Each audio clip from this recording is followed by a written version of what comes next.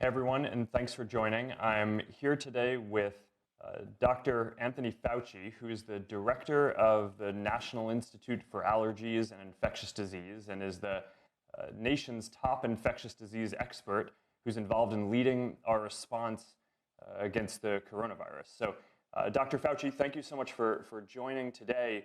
And I was hoping that we could just get started.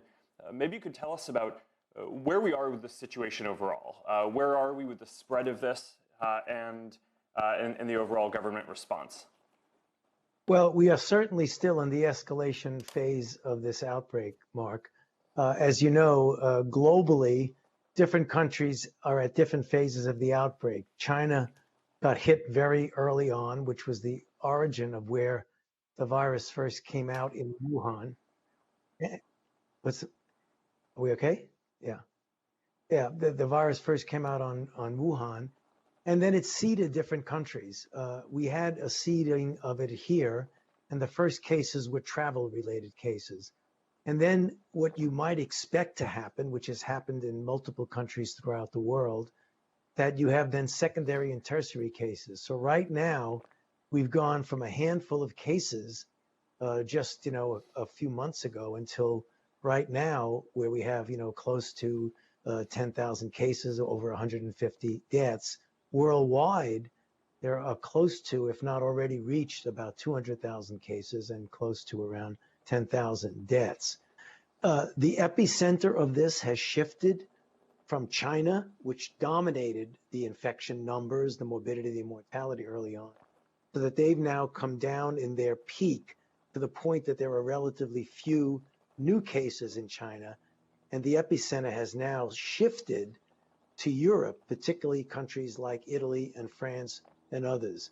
So it is truly a pandemic. It's in 150 plus countries throughout the world. It's in every state in the United States, and we are still every day we get more and more cases, and we'll continue to get more and more cases.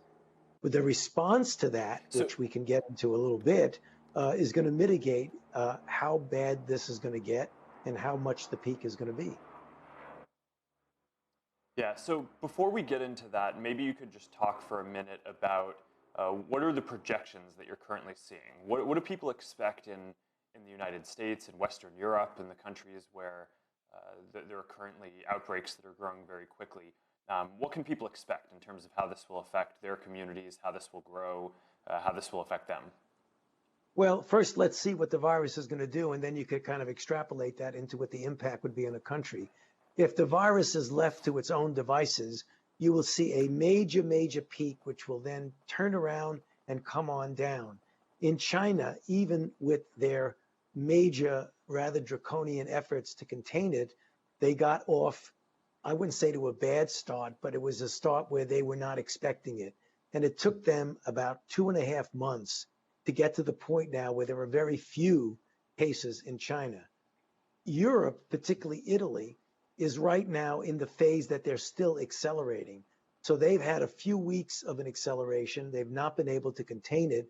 So the same thing likely will happen somewhere around 8 weeks or so until it goes down enough that you could feel you're almost out of the woods.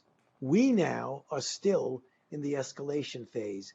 How high that gets, Mark, and how long it's going to take to turn around is going to be very much dependent upon how successfully we do containment and mitigation, the kinds of physical separations of people that have now been part of the guidelines. It's rather disruptive of society, certainly is. It's inconvenient, but it's that kind of thing that's going to determine. So right now, if we do Yeah. well and we're really successful, at a minimum, it's going to be several weeks. Yeah, well, some of the projections that I've seen suggest that more than 50% of people might end up being exposed to this over the next year or so. Are those the projections that you're seeing, or how much do you think that depends on how the response goes? Well, that's a great question, Mark, and it really depends upon how successfully we mitigate in the sense of physical separation while the virus is essentially going free in society. Because if you can mitigate well, I think that 50% is a high number. In fact, even in some of the pandemics, you're down to, 15, 20, 25%. A number of 50, if you do nothing to mitigate it, you may get there. But if you do some of the things that we're doing right now, I doubt if it's going to be 50. You never can tell because it's a new virus, but I would be surprised if it went that high. All right, so some parts of the country now have these shelter-in-place orders or guidance. What do you think is important for people to know about those? Well, the first thing when you talk about shelter in place is that the people who absolutely need to do that, namely self-isolate, according to the guidelines, which say do it for 15 days and see what happens, are the people who are most susceptible to getting seriously ill and dying. There's a great disparity among the demography of our population about who's at risk for getting into severe complications. Younger people, it isn't all or none, but for the most part, people who are young and healthy will get infected. They'll feel a viral illness, sort of like a flu-like illness. They won't feel well, but they likely would not need any specific medical intervention. However, very heavily weighted towards the elderly and those who have underlying conditions, heart disease, kidney disease, lung disease, diabetes, people on chemotherapy for cancer, they are much more likely to get serious complications, and the death and morbidity is very much heavily weighted to them. So if you're going to do anyone that needs to self-isolate, it's the people who are in the risk category. Regarding the younger people, asking people not necessarily to shelter in place, but to avoid crowds. Don't go to restaurants or bars or places where there are a lot of crowds. If you're in an area and it's disparate, I mean, the country isn't homogeneous with regard to the outbreak, but if you're in an area where there's community spread, like there has been in Washington State and in some places in New York, then many people should be thinking about the possibility of essentially hunkering down for a while. But the ones that always should do it are those who are vulnerable, the elderly, and those with underlying conditions. Okay, well, some of the questions that have come on the thread and in my comments before were about, well, if young people have better health outcomes when they get this, can you talk for a minute about why is it so important that they take this seriously too? And how should they act to make sure that they can keep their families and the people that they love safe? Well, Mark, that's the prevailing question, and it's a great question. That's a logical question that people ask. The fact is that even though young people will unlikely, as a group, with some exceptions, but as a group, will not get seriously ill from this, they will and can and will get infected.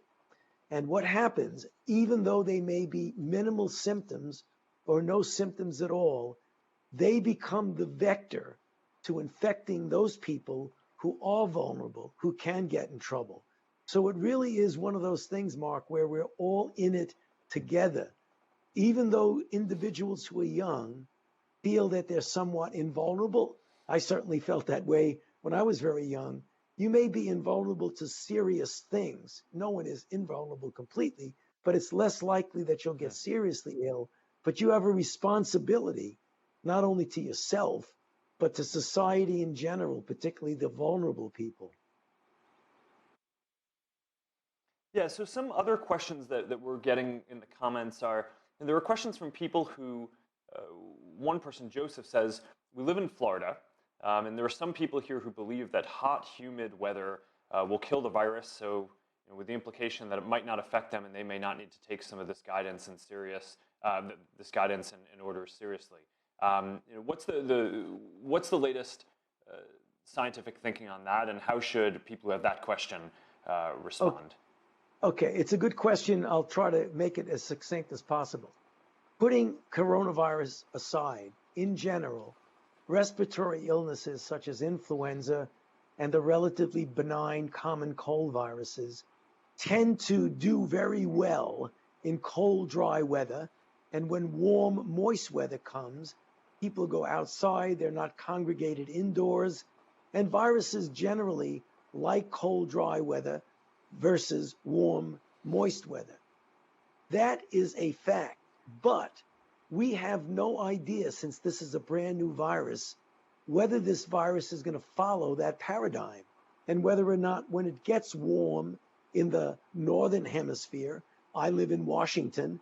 We're just at the end of our winter and the beginning of spring. We cannot absolutely expect it's going to go down, although most of the time with other viruses, it does. So when someone in California says, in general, viruses don't do very well, the fact is you've really got to be careful because you're dealing with a unique virus whose characteristics and behavior are unclear to us right now. All right, so you talked a little bit about the projections, but a lot of people are asking, what should we expect over the coming weeks and months ahead? How long should we expect these kind of orders to be in place, and how long should we generally expect that to be on high alert for? Anything that you can give in terms of guidance for what people should expect in the weeks and months ahead, I think would be useful. Yeah, that's a good question, Mark. I mean, when the guidance and the guidelines and the suggestions were put out officially from the government, it was said as a 15-day period. That does not mean it's only going to be 15 days. It means at the end of 15 days, we'll reevaluate and see if what we've done have had any noticeable impact and is it worth going on. I would project personally, though it's always dangerous to make these kinds of projections, that we will go longer than 2 weeks. Because if you look at what the virus has done in other countries, it doesn't just turn around over a week and a half or two. It tends to go up. The stronger your mitigation activities are, the less the impact will be. But I believe it likely will be more than just 2 weeks. And what do you think the likelihood is of another wave of this, either in the fall or later? So maybe we'll get this outbreak under control, but what are you worried about, or what do you project and expect there? Okay. What I certainly would like to see is what happened with SARS. You remember back in 2002, the severe acute respiratory syndrome of SARS, which originated in the Guangdong province of China, had about 8,000 cases and about almost 800 deaths for a mortality of about 10%. When public health measures essentially suppressed it, it disappeared. It never came back. I'm afraid, Mark, that this virus is going to be a little bit different. Even though it's the same category of a coronavirus, it spreads too efficiently. So what I would think is likely, not inevitable, but likely, that once we suppress it, and we will get over this massive outbreak that's global. Once we get by it, it is conceivable and maybe likely that when we get to the next season, we may see another blip of this. But it would really be different, and I'll tell you why it's different. Because a certain percentage of the population will already have been immune, a bit of what we call herd immunity. We likely by that time will have tested a number of drugs. Hopefully some of them will be effective in treatment. And as I mentioned, just a couple of days ago, we started a vaccine trial, and we hopefully within a year to a year and a half would have a vaccine. So although we're preparing and maybe expecting for it to come back, it's not going to come back in the same circumstances as it first came. Sure, and I want to get to the vaccine and other potential therapeutic strategies in a few minutes. But before we get to that, just as you're thinking about, as people start coming back to work and going back to offices and doing events again, we're talking about potentially another wave in the fall or in a following season. But what is going to prevent it from just flaring up again as soon as people just go back to living the way that they were before? Right. That's a good question. And I have to, as I always am, Mark, quite obvious. That's something that we need to feel as a possibility. So we're going to test that. In fact, even as you and I are speaking here, it's being tested because China went way up and they really locked down. I mean, if you want to talk about locking down, see what China did. I mean, they essentially shut down entire cities of 10 to 20 million people. And they did it, and the epidemic in their country went way down to practically nothing. There were less than a handful of new cases yesterday in China. Very, very few. What's happening now is the Chinese are reconnecting their society. They're coming out from hunkering down. They're coming out from locking down. If we see another blip in China, that will be ominous, because that will mean that if you lock down and you prevent a big blast of infections, there's a chance you may have a rebound. So we're watching very closely what's going on in China now, because they're getting back to normal. They're trying to get back to Yeah, normal. that makes sense. So, as part of the public health response, what has been the biggest issue with rolling out testing more broadly, and what are the biggest barriers to expanding testing capacity going forward here? Well, going forward, it's the good news. What's happened is, sobering and unfortunate, in that the original system that was put into place for these kinds of responses was not really suited uh, uh, in the best possible way for broad blanket type testing that many, many, many, many millions of people would want. It was a test that for certain situations worked well, which depended a lot on the CDC, the public health institutions in the state, and the physicians to ask for a test to go through that process. What it didn't do early on is something that, as lessons learned, we clearly will do in the future and are doing now, is to involve the private sector, the heavy hitting companies who do this for a living, who can give you high throughput testing in the tens of millions, as opposed to something that's a little bit more constrained. So looking forward, we will soon, maybe already, start to see an escalation of the capability of not only getting testers out there, but to be able to implement them. But that's a big lesson learned for next time.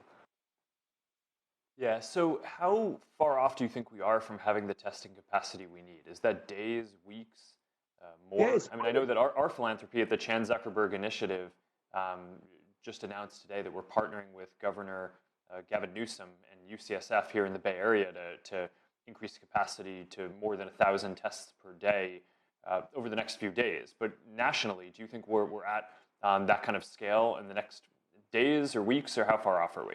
I think we're going to be heading towards that scale in the next several days, and certainly in the next couple of weeks. We have been promised by the companies that they'll be able to get the testing out there in a much higher volume than what we have in the past. That's not what I do, Mark, so I can't personally guarantee it, but from what I'm hearing and seeing, I think that the right people are in the right place doing that right now. All right, well, moving on to another thing that may not be what you personally oversee, but you certainly have good visibility into this. A lot of people right now are worried about a spike in the number of patients overwhelming the hospital system and the medical system across the country. So, how concerned are you about this, and shortage of beds, ICUs, personal protective equipment like masks, ventilators? How are we doing on addressing a potential shortfall, and what more should we be doing there? Yeah. So whenever you have, and it happens rarely, but whenever you have an outbreak that really is a full-blown explosive outbreak, even the best of preparations can get overwhelmed, particularly of the elements that you described: respirators, ventilators, beds, ICU, things like that. Right now, we have a strategic national stockpile that has about 12,700 ventilators, tens and tens of millions of masks. It is a possibility that that could not be enough. And if it's a big, big outbreak, it won't be enough. So what's happened most recently over the last couple of days, a number of initiatives have occurred from the White House, from the president. One is to get the Department of Defense to be putting in a considerably larger number of ventilators to make available in case our strategic national stockpile is not enough. In addition, many, many millions of masks are going to be available, the respirator masks, the N95s. So we could get overrun. We could have a paucity of beds. Two of the Navy ships, the Comfort and the Mercy, are being mobilized, one being sent right now to the New York area because they're having a particular problem in New York in case they get overrun with lack of beds. Then we could put patients who would normally be in a regular bed in the hospital ship and putting people with coronavirus infection and COVID-19 disease in the regular hospital beds. So it's a possibility that we might have a problem, but I see a lot of activity trying to obviate that problem. And what do you think that is it a shortfall in all of those resources, beds, ICUs, PPE, ventilators, or are there some things that are more acute than others? Because I've heard discussions around, for example, should hotels be converting into providing extra beds for hospitals? How do you think about when the right time to do that is when you have an outbreak that's spreading quickly and it would probably take a couple weeks to stand up converting a hotel or something like that into a place that could be a medical facility? Well, one of the things we can do right now, and I think the hotel thing, I think we need to think about that seriously, Mark, and prepare for it, including, possibly universities where people are not coming back to school. I think that's another possibility to consider. But one of the things we could do right now, literally today, is to get hospitals throughout the country to delay and cancel elective surgical and medical admissions. Because once you let people in who have a procedure that they won't need right now, I mean, that's the way you chew up a lot of resources: beds, masks, personal protective equipment. Yeah. All right. So moving on from what will hopefully be resolved in the next couple of weeks on the spike here, let's talk about some of the longer term strategies for addressing this. You mentioned the vaccine. There are conversations about other therapeutics. Maybe talk for a minute about where are we in the vaccine development. You just announced the first trial for phase 1 to test the safety. What's the time frame for having something like that go through all of the different trials? How could we expedite that? What should people expect on that? Okay, so if you look, I mean, to give our viewers and listeners a perspective, if this were, 10, 15, 20 years ago, and it was for any vaccine that we wanted to make, you would say a vaccine from the time you start to the time it's approved to be safe and effective is several years, 5, 6, 7 years. That's unacceptable for now. So what happened is that as soon as we got the sequence of the virus from the Chinese, we pulled it out of the public database and stuck the gene into a vaccine platform and worked on it literally within a day of when it came out. 65 days later, namely 2 days ago, we gave the first injection to a normal volunteer for a phase 1 trial to see if it's safe. That's the fastest that's ever been done. That's the good news. The challenging news is that even at that rocket speed, it's going to take a few months to show that the initial safety is okay. Then you go into a phase 2 trial, which instead of involving 45 people, which we have in the phase 1 trial, it involves hundreds, if not thousands of people. That will take another 6 to 8 months to even know if it works. So at the fastest we can go, it's going to take a year to a year and a half to know if we have a vaccine that we can use. So apropos of the question you asked me a moment ago, that if we cycle to another season, that's when a vaccine is going to be very relevant. So one of the questions that I've heard from a number of people is doing the safety trials obviously is incredibly important because you want to make sure that you're not injecting people with something that could be harmful.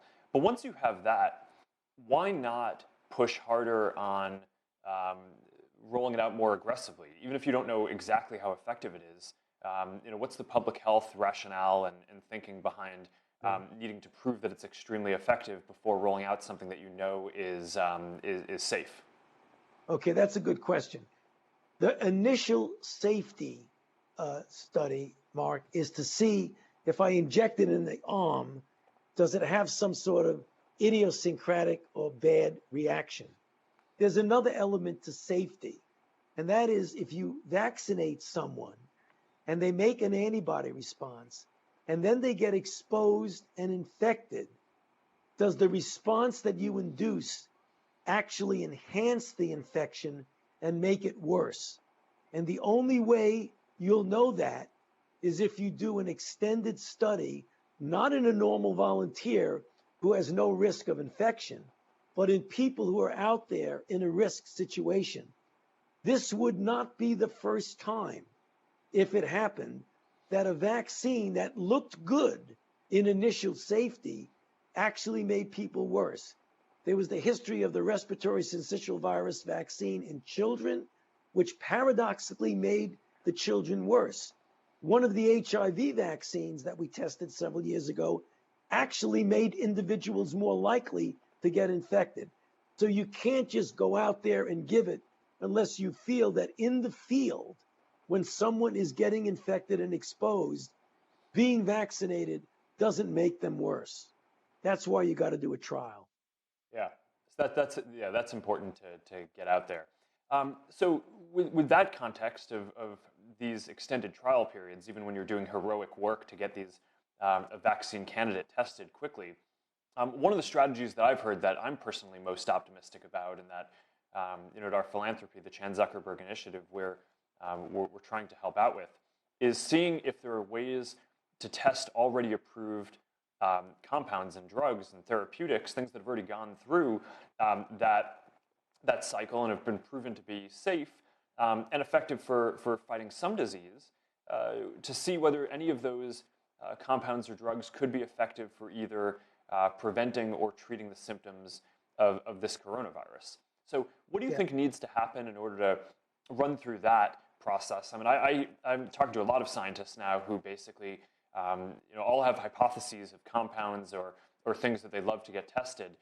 What would you like to see have happen there to prioritize which ones are the most optimistic, and what do you think about that strategy overall? Well, it's a great question because it's exactly happening, and I like the strategy. So there are a number of already approved drugs or drugs that have been developed but almost approved, not quite approved, that are now being looked at because of initial either in vitro or animal data work suggesting that they may be helpful. Give you some examples. There's a drug called remdesivir, which is a drug that was developed by Gilead as an antiviral. We tried it in Ebola. It didn't work as well as some of the other drugs, but it's there. What we're going to do now is there are clinical trials going on right now, both in China and in the United States, to see if it works. It's likely that one or more of these drugs, and there are several, are going to be out there to see an already developed drug if it can work. Another one is interesting. There's a lot of buzz on the internet about this, and that is a drug called chloroquine or hydroxychloroquine, which is a drug that's been approved for decades, very cheap. Yeah, it's the old used malarial in malaria. drug. Yeah, used in malaria and used in certain autoimmune diseases like lupus. There's some indication in the test tube that it might have some activity. The FDA said today that they are going to see if we can do some expanded use access, getting people who might want to use it off label, namely since it's an approved drug. So your point is extremely well taken. One of the immediate ways for treatment is to look at drugs that you want to repurpose. While you're doing that, you want to start developing drugs de novo that are specifically targeted to the coronavirus itself. Those things will go on simultaneously.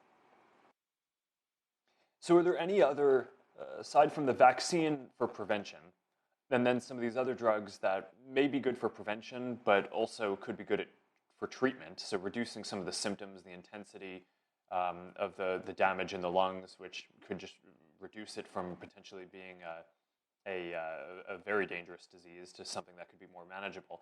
What are the other long-term strategies that you see out there that you're optimistic about? Well, I think the long-term strategy besides the drug, you have to go with trying to get a vaccine that's really effective. I mean, the history of viral diseases is that if we can get a vaccine, and I'm thinking in two channels, Mark. One, a vaccine for this specific coronavirus, but long term, just think about it. Since 2002, we've had three outbreaks of coronaviruses: SARS, which I mentioned a moment ago, MERS, the Middle East Respiratory Syndrome, and now this novel coronavirus. We should be and are and will be making a universal corona vaccine, which means you can make a vaccine that would be protective against any kind of coronavirus if you get it to make a response that's common to all of them. The same sort of thing that we've been doing for the past couple of years, trying to develop a universal influenza vaccine. To me, that's the best long-term goal for this. Got it. So I want to take the last 5 or so minutes that we have to take some questions from the stream and the thread. And a lot of people have specific questions about health information for themselves. So maybe we can go through this pretty quickly. Sure. Robert asked this question: if you test positive, when is it okay to interact with others? Okay, that is a good point. Strictly speaking, if you are positive, you have the virus in you. And the way you determined positive was you got a nasal swab in your nasopharynx and you cultured the virus. The strict guideline is that in order to be able to feel safe in going out into society, you have to have 2 negative tests 24 hours apart. Namely, you're not shedding virus anymore, so you can feel free to go out. That might change. It may be more flexible. When we get a better feel for what the real bracket of time of people shedding, you may be able to be more flexible than that. But that's the standard, gold standard now. So one of the questions I've seen asked by a lot of people is, one of the maybe more positive properties here is that it doesn't seem to have severe effects on children under the age of 9, which is good news. But then a lot of people wonder, okay, so if children don't seem like they're affected, are they carriers for this essentially? Or does it basically just run through them like a common cold? And then once they're done with it, then they're not spreading it either. I think that's a good thing to clear up. Yeah, now we need to clear that up. And I think as we get more experience here and tap into the experience of our Chinese and European colleagues, we'll get the answer to that. For sure, what you said is factually correct. Children don't seem to get sick with this. The real question is, do they get infected? And from an infectious disease standpoint, I would predict that they do get infected, but they have such a mild illness that you don't notice that they're infected, or they don't show any symptoms. The easiest way to find out is to do broad screening of children and figure out, are they really infected and asymptomatic, or are they not getting infected? I tend to believe that they're getting infected, but something about their system, the receptors in their lung, the nature of their immune response, is making it that they are not getting symptoms. But then once they're infected and the infection runs its course and they're done, then my understanding, and correct me if I'm wrong, but I think that this is important for people to see, is that there's no such thing as a long-term carrier, right? So if a child has it, then they get the infection and then they're done, and they're not infectious once they're done as well, just like everyone else. Is that your understanding, or is that an open question? Well, it's an open question, but all the evidence in other situations indicate, particularly evidence from China, indicate that once you are infected, you resolve the infection, you resolve the virus, you are not infected anymore. So we don't anticipate that we're going to have a problem where kids get infected, clear the infection, and then are a source to others. Even though it hasn't been formally proven, is highly suggestive that that's not going to be the case. Yeah, and a similar question that I have here from Bladar is: can you get reinfected by the coronavirus if you've already had it? Again, that hasn't been formally tested, but it is every reason to believe that this virus, when it comes to an immune response and long-term immunity, that it's not acting any different from any other virus.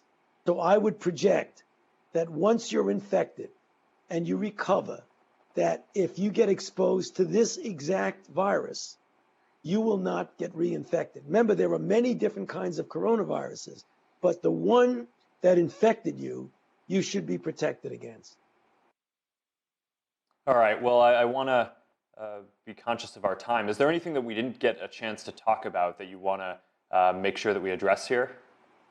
You know, I think we spoke about it indirectly, Mark, but I would like to make a plea to the young individuals who are watching, the people, you know, adolescents, teenagers, people in their 20s and 30s, who we've mentioned and pointed out are so much less likely to not get a serious consequence of infection, to please understand that you will play a major role in ultimately containing this infection by not being careless and avoiding and not listening to the recommendations of physical separation. Please, because you are an important part of this whole process. Great.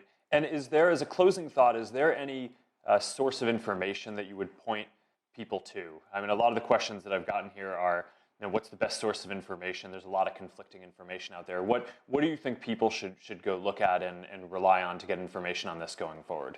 Yeah, there's two websites that overlap with each other. You can access one from the other. One is cdc.gov, but if you want to directly go to coronavirus information, just dial in coronavirus.gov. Great. And Facebook has just launched the Coronavirus Information Center, which we're putting at the top of the app and at the top of the menu for the next period while this situation is going on, where we're aggregating a lot of information from trusted health authorities like the CDC and WHO and local governments as well. So you can check that out too. All right, Dr. Fauci, thank you so much for joining me for this. It's really important that people get a chance to hear from you. And I just want to thank you and all of the folks on your team and all of the medical workers and health workers on the front lines who are fighting this, who are all doing heroic work. And I think I can say this for a lot of people, but I'm extremely grateful for everything that you're doing. So thank you. Thank you very much, Mark. It was a pleasure being with you. You too. Good luck. Thank you.